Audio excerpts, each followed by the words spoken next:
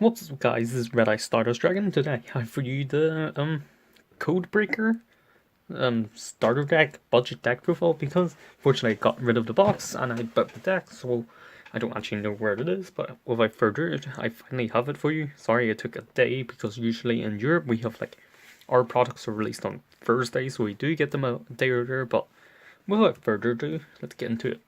Now this is just like kind of templates, so do feel to build the deck however you wish, but this is just a template for how you should probably build the deck. So first of all, we have free Cypher's White Hat.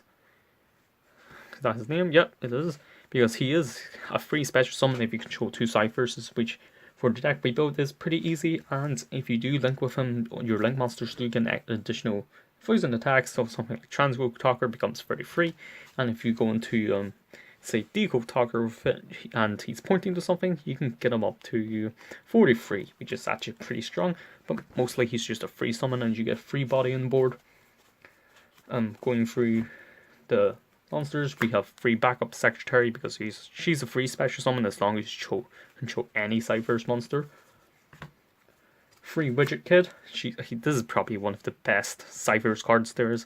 When it's normal or special summoned, you summon it in an additional Cypher's monster in defense mode, and this is actually pretty broken if you open up with like any non-free special summon Cyphers. You want to see this in your hand with like Rom Claudia and not these two, and you just want to see him as often as possible. He's very broken for the Cyphers deck.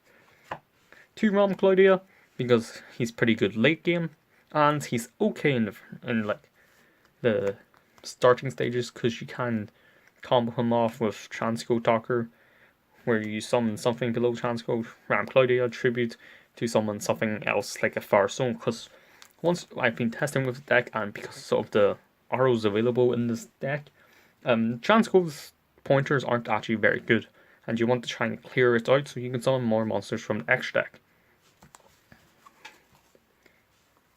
And I'm gonna go through the Cypher's monsters first. Sorry if you saw that. Free Linkslayer. This is a good back row disruption, and it's just a very good card in general. And it does kind of like nullify the point of playing, say, Cyber Dragon, because Cyber Dragon requires your opponent control monster, and he's basically also does the same thing as MST, so it kind of negates 2 cards that you don't have to play there. Free Leotron. Sorry, my Discord ping there.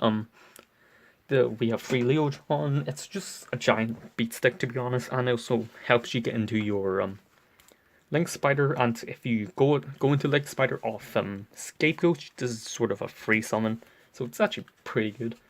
So I did continue with the theme of like having big beat sticks in this deck. So we're playing free Xarian Universe. It's better going second, because it does gain extra 400 if it attacks the defense. Oh wait, no, it loses, but it does get piercing damage, so it helps you beat over Scapegoat tokens, because that's pretty big in the meta right now.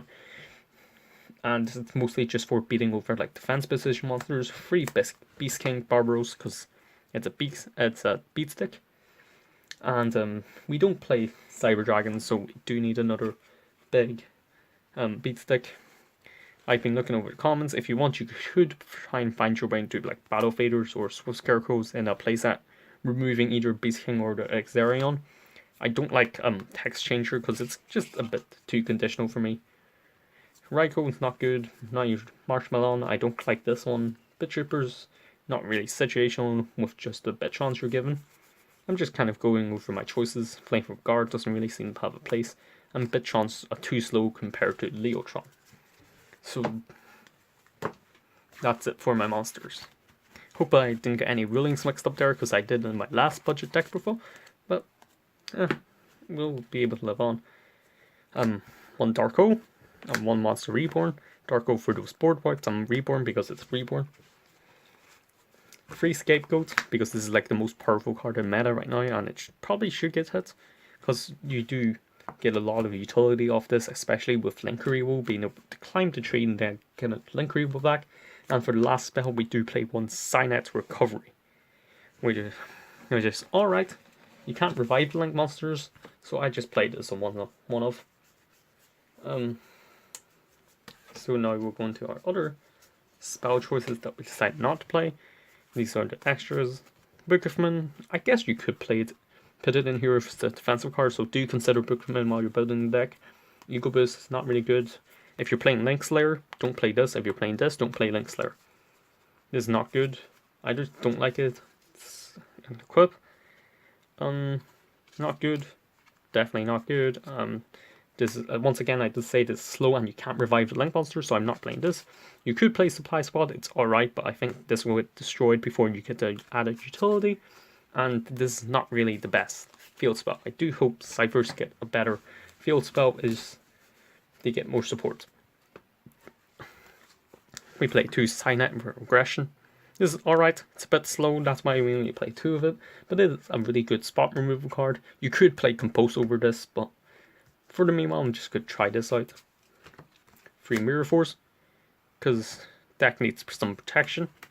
That's why we also play 3 Torrential Tribute. Just make sure you don't play any big plays before you play Torrential, or if you do, try and weigh it out, because sometimes you do get the value of Torrential in your own monsters if it stops your opponent.